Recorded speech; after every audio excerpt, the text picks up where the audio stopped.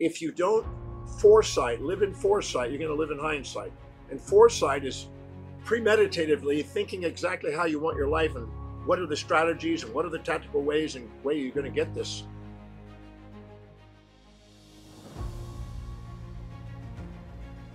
In all probability throughout your life, either at work or in general experiences, you've noticed that if you don't fill your day with very, very high priority, most important actions and kind of tick them off like an agenda, your day tends to fill up with low priority distractions and unexpected things. When people have a very strong, high prioritized agenda, it's easy to say no to distractions, easy to say no to opportunists, easy to say no to things around them that try to vie for attention. You're more likely to be distracted if you don't have an agenda sitting out there that's filled for the day. There's a law in business called Parkinson's law that whatever time is allotted, the work tends to fill. So if you don't really cluster book your actions and fill your day with really high priority things and fill it, it will get infiltrated by things that will distract it. The same thing with economics. If you don't take a portion of your money and stick it immediately into investments that are assets that go up in value and give you passive income, you are most likely to have unexpected bills or consumer spending as a result of that. The same thing with time. In time management or managing what time you have, if you're not filling your day with very, very high priority actions, it's going to fill up with low priority distractions. Now, distractions are the impulses and instincts that the external world surrounds you with to try to distract you and perturbate you from a poised, present, and purposeful life. So this doesn't just occur through the day. We could say that if you don't fill your hour with the highest priority actions, your hour will fill up with low priority distractions. We could say if you don't fill your day with high priority actions, it fills up with low priority distractions. I noticed when I was in practice many years ago, we used to do a thing called cluster booking.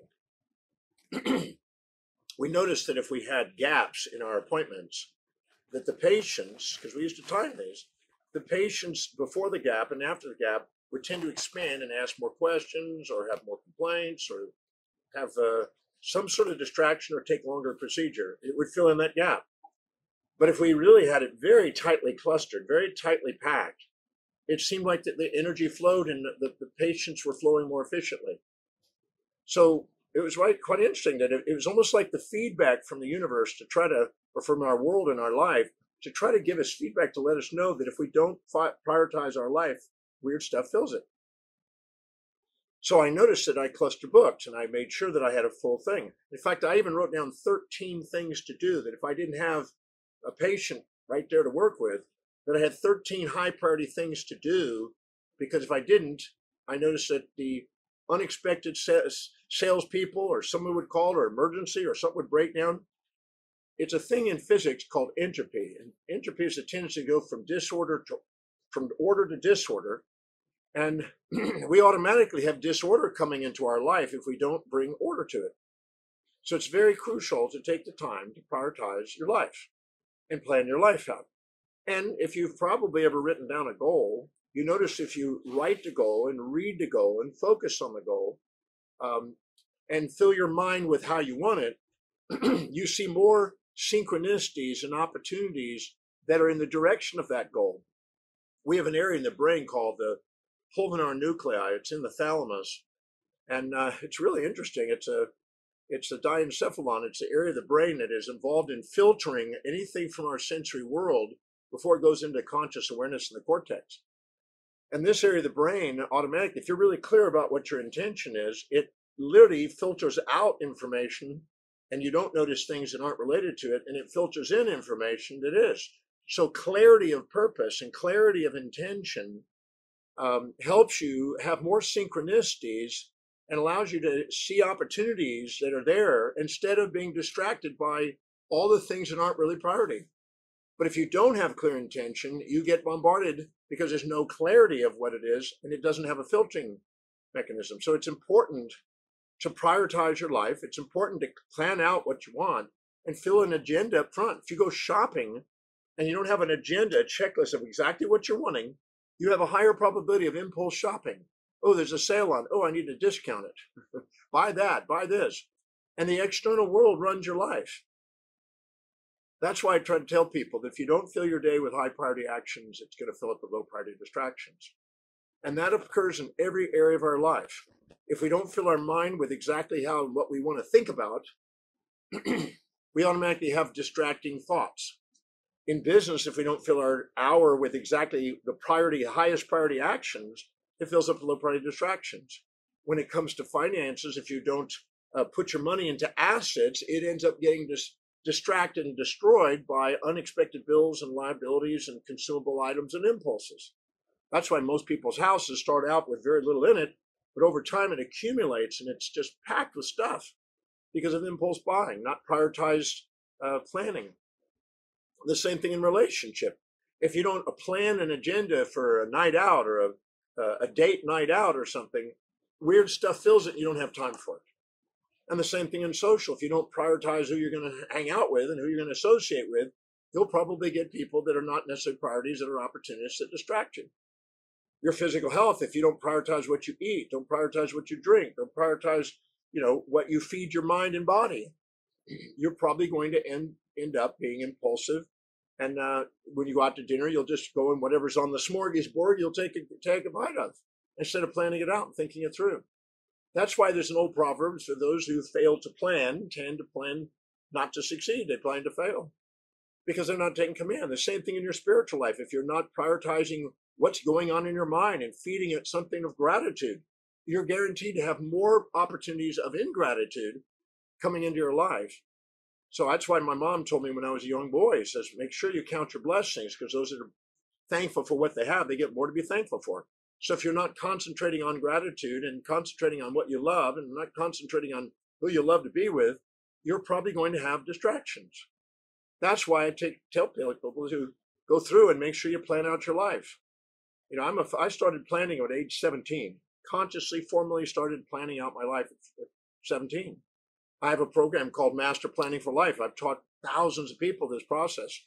And I basically put together a series of questions. 2,000 questions to help you concentrate on the highest priority things about how you want your life to be in all 7 areas of life, your spiritual quest, etc., to increase the probability. I've used it all these years, 51 years. I've been using this master planning process to help me achieve more, to help me build my wealth, to help me focus and make a difference in the world, to help me develop my mind and create a global business and financial independence. So I'm a firm believer in planning out your life and filling it with high priority things. A plan is really a prioritized filler of exactly how you want your life to look. I'll sometimes spend maybe 3 hours on one paragraph, exactly how I want my life to look. And I'll just keep writing it and reading it, play with it and play with it until it's just exactly how I want it. And make sure every word is meaningful. Every word is prioritized. Every word is exactly how I want. And lay it out so I feed my mind exactly how I want my life. Phelps, 28 gold medals, the swimmer, packaged his mind and put it together in a way that it's exactly how he wants to be seen. He wanted to get his gold medals. He wanted to win the swimming contest. He got it really clear. He visualized it in his mind's eye. If you don't live in foresight, you're going to live in hindsight. And foresight is premeditatively thinking exactly how you want your life and what are the strategies and what are the tactical ways and way you're going to get this. And that's why I'm a firm believer in master planning. If you want to master your life and not be a victim of history, but be a real master of your destiny, you want to plan your life. Now, many people confuse writing fantasies with planning. See, the purpose of the executive center of the brain is to transform fantasies into true objectives. An objective has a balanced orientation. You're anticipating what could go wrong. You're mitigating the risk by being prepared for it, so it's less likely. And if it does happen, you act, not react. And you're not going after fantasies. Fantasies are things that you think have an advantage without any disadvantage, a positive without a negative, a pleasure without a pain. And these create I might say, an amygdala response where that's not where the planning system is. It's in the executive center. So what happens is if you set a real goal, you'll already anticipate the pros and cons, rewards and risks, everything. You'll think it out. you'll have foresight, and you'll imagine what could go both benefit and wrong. And then you go in there and you mitigate those and think, if this happens, how will I solve it? And that's what master planning is. It's basically laying out the life that you'd like to do, concentrating and focusing on how you want it, knowing what obstacles that might happen along the way. How do you solve those in advance so you're prepared, so you're not hit by broadsided by unexpecteds, because a lot of those unexpecteds can be anticipated and thought through and planned out and prevented, or know exactly what to do if it happens. So I'm a firm believer in doing that. Like I said, I've been doing it 51 years. My master plan is giant. It's a massive series of books. And I go through there and I literally wrote out the goals. And then every time I get something accomplished along, I put it underneath the goal as a metric and I measure it along the way. I got this accomplished. So I said, okay, that I wanted to write a certain number of books. So I've got a list of every book I write underneath there. I want to go and do a certain number of magazines, right, for magazines around the world. I've got a list of 1,535 magazines now that I've written for, 2 more just this week. So I constantly am updating and metricing the things I'm doing to see if, am I really serious about this? Is this a whim? Is this a real goal? And if you're not planning out your life, I assure you, you're less likely to get as much done, and you're less likely to have as much fulfillment, because every time I get something that's accomplished and I document it, I've got a gratitude list. I can review that and see that I'm actually making progress and look at what's working and what's not working and get feedback and refine it. So master planning it's almost insane not to.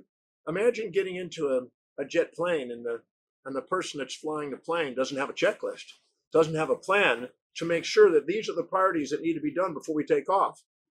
Well, if you don't, you have more problems. You might crash.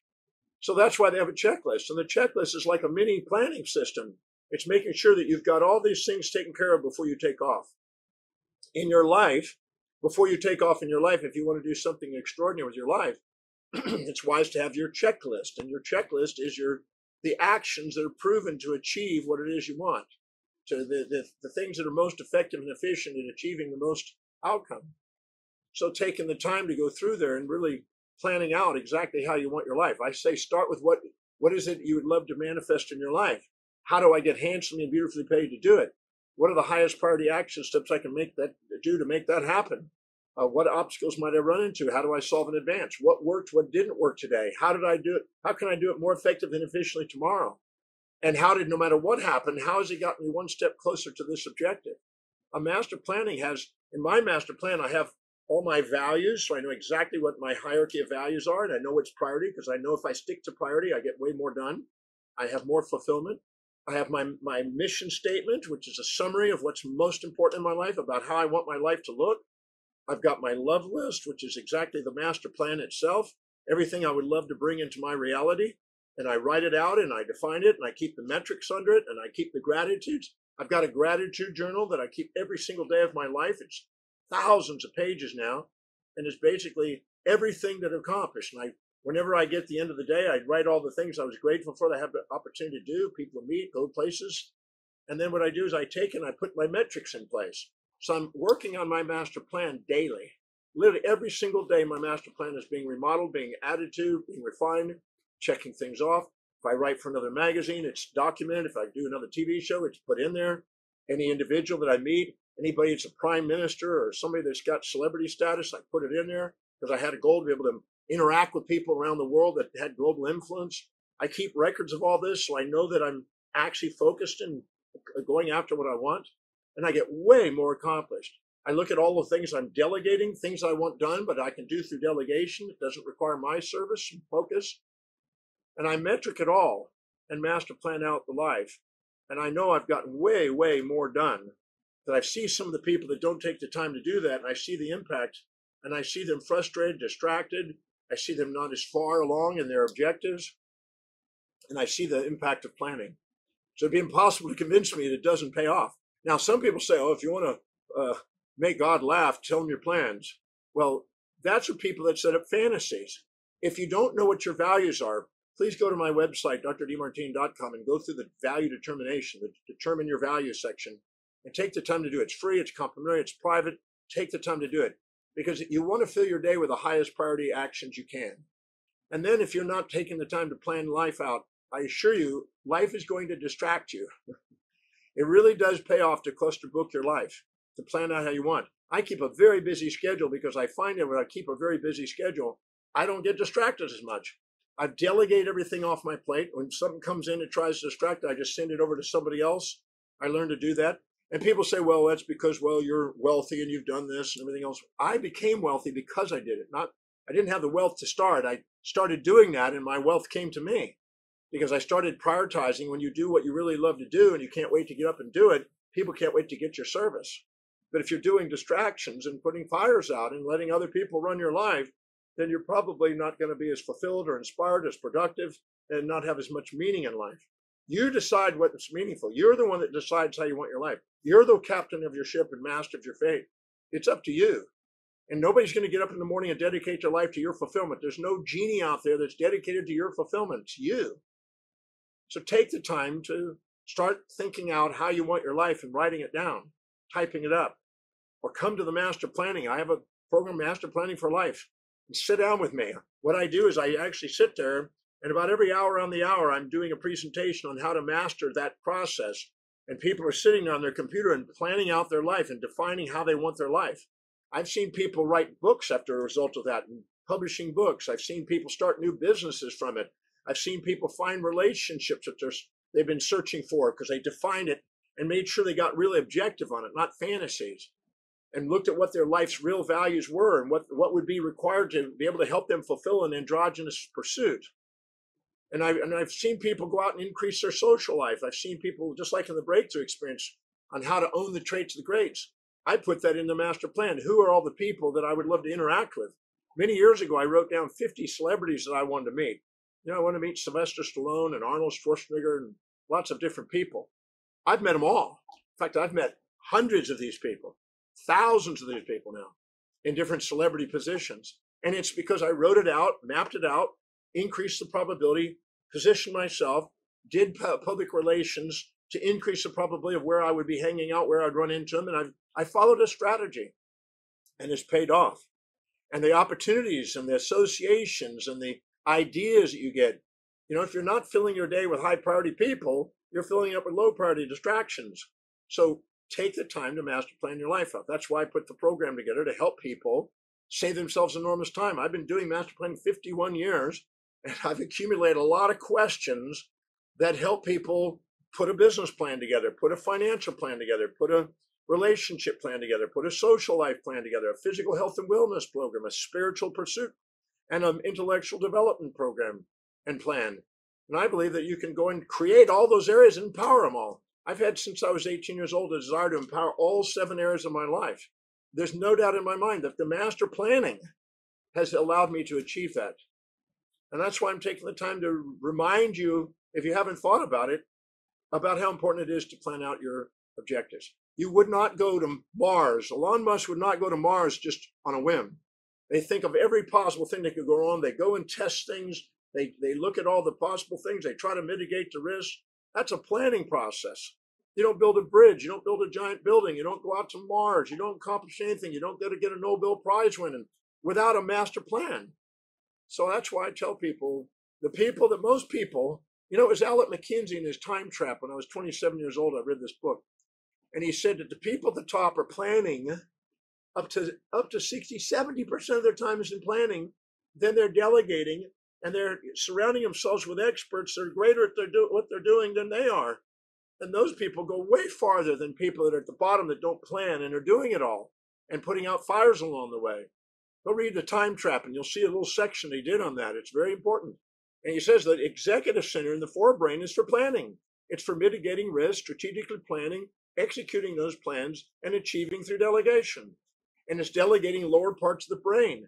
So the more you live in the forebrain instead of the hindbrain and in the amygdala, the higher the probability of achieving greatness in your life. So I just want to take a few moments to talk about how significant, planning your life out, master planning your life and your year. I do this every year. I do master planning every single year at the beginning of the year, usually January, February in different parts of the world, to try to assist people in taking command of their life. And I'm doing it regardless. It's just a daily habit that I do. I don't even there's no day I don't do this. So I'm just sharing with you what's really helped me to do more with my life. And I'm certain it'll do the same for you. And I tell people, come to Master Planning for Life, just like I tell people to come to the Breakthrough Experience, because I know that those tools and those principles and in this case, questions, 2,000 questions that are there to save you an enormous amount of time to guess. You don't have to wonder about a business plan. It's all there laid out. You just follow the process. And then you start mapping out, and people start seeing bigger visions of what they want to accomplish in their business and how they can grow their wealth and how they can upgrade the standard of their dynamics with society. I mean, it is really, the stories and the feedback I've got from people that have been to this program have been astonishing. I even had one guy, I was there one time at the Master Planning Program, and there was a guy in the back that started crying. And people started looking over their shoulders and go, what's wrong here? And they thought this guy, just got an announcement, his wife passed away or his kid died or something. I don't know what it was. And so I walked down the aisle and I said, what's he crying for? And there was a gentleman there who's been to Master Planning a number of times. And I said, hey, what's happened here? And he holds up his phone, and on the phone is a bunch of numbers. And I said, I don't understand, what's the deal? And then he points to his computer, and I see a bunch of numbers on his computer, and I still don't get it. And I said, I still don't understand, what's the deal? He says, I was in Master Planning 12 months ago, and I wrote out what I want to accomplish this year in my business, the actual dollar values, everything. And I just got on my phone my feedback from my accountant, and he sent the numbers, and they're matched what I wrote last year. I went, whoa. That was mind blowing. I don't get that. I've done Master Planning. I don't always get exact numbers, but I get close. Not that. When he saw that, he was just brought to tears. And everybody in the room, they went to work.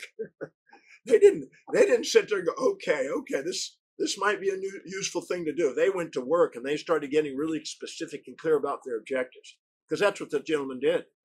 And that was mind blowing. And I can't say I've done that. I've got exact numbers that I put on there. That's not always been the case, but I've definitely progressed and made achievements on Master Planning that I would not have had, I'm certain. So anyway, I've had people do that. I've had people go and build multi-million-dollar businesses, huge businesses. And they started right during Master Planning. They didn't even have business focus. They started it right there in the Master Planning. I know of a company, it's a mining business right now that was started in Master Planning. It's a massive business today. And I'm absolutely certain it can make a difference in your life if you take the time to do it. So Master Plan your year, Master Plan your life, Master Plan your legacy. I even have in my Master Plan exactly the legacy I want to do, how I want to be perceived 1,000 years from now, what I want Wikipedia to look like, what I want, the impact I want to do. We all want to make a difference. Write it out. Get clear about it so it's not nebulous, so people know what it is. They can help you get there. Anyway, if I haven't gotten across to you the significance of Master Planning, we could do this section again, because I really believe it could make a difference in your life. That's why I do it every single day. So I'm just making sure you know to Master Plan your life. Take command of your life. Nobody's getting up in the morning and dedicating their life to your fulfillment. If you don't, nobody else will. Take the time to get it clear how you want your life to be. And make sure it's real. Make sure it's congruent with what you value. Make sure it's not fantasy. Make sure it's an objective. Use your executive function. And take advantage of the 2,000 questions that I have on Master Planning for Life. And grab that. Join me for that. I do it every beginning of every year. I assure you it's worth the time to spend. It will blow your mind on what you really, really have inside you to create with. So just want to make sure you understood that. Hope you enjoyed this process. Thank you for listening to these webinars that I get to do every week. And please let people know. If you have people out there that don't know about these little classes, pass the torch. You help other people get what they want to get in life. You help yourself get what you want to get in life. I learned that when I was 20 years old, and I do what I can to serve as many people as I can on a daily basis, because I have more fulfillment. The most fulfilling thing you get in life is making a difference in other people's lives. So take the time to master plan the difference you want to make in the life and your life and the lives of other people you care about. So that's it for this little class. Thank you for joining me. Please pass the torch. I'll see you at Master Planning.